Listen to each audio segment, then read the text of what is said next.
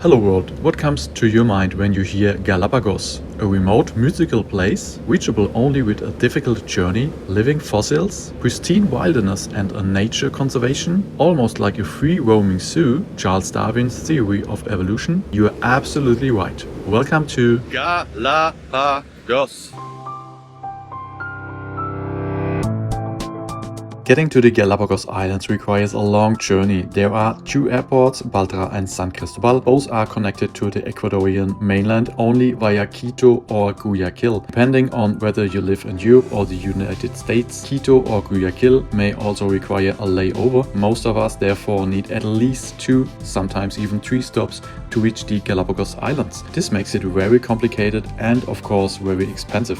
I finally had the opportunity to use my slowly accumulated Alaska Airlines miles and booked an award flight with Iberia via Madrid and Bogota. Finally a chance to test Iberia's A350 in business class. You often read very negative things about Iberia's in-flight service, and yes, it wasn't outstanding, but everything you would expect from a business class ticket was provided, which was okay in the end.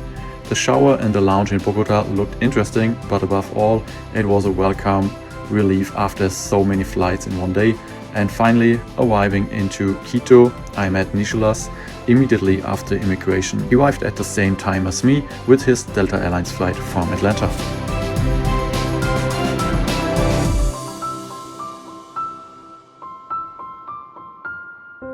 Yes, and if you're already in Quito, you shouldn't immediately fly onto the Galapagos Islands, but rather visit the Equator. It's about an hour drive north of the city center and offers a very interesting visitor center with information about the country and its people. And of course, lots of interesting facts about the northern and southern hemisphere, such as the fact that water flows either counterclockwise or clockwise. It's simply beautiful and relaxing to spend another day in the city.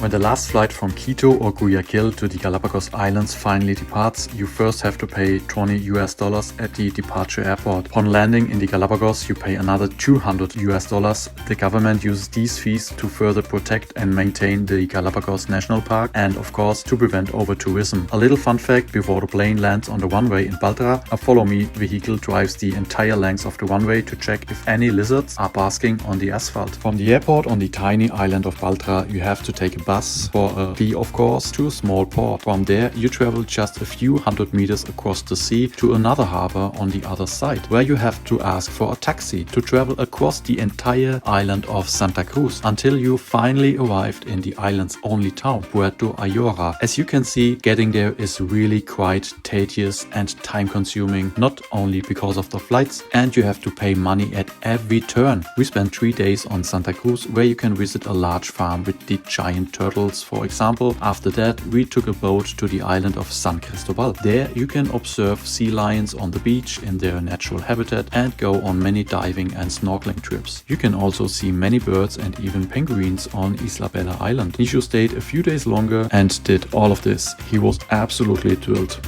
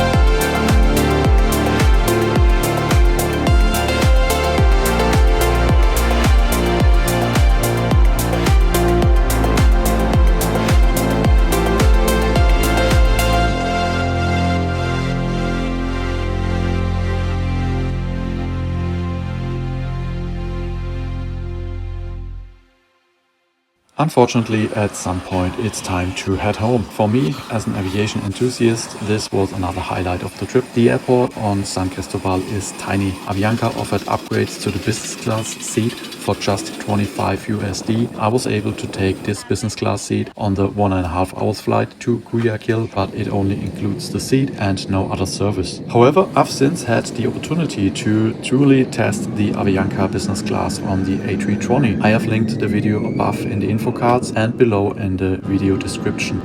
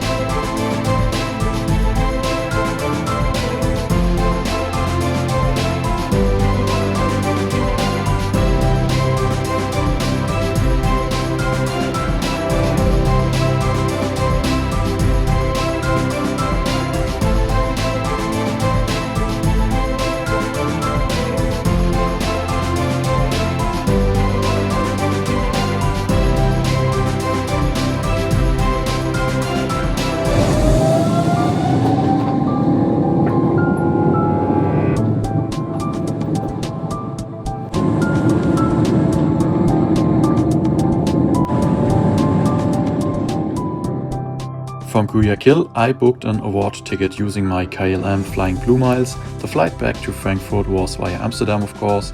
The KLM flight in the 777 was quite nice, but to be honest, I mostly slept and dreamed of course, the Galapagos Islands.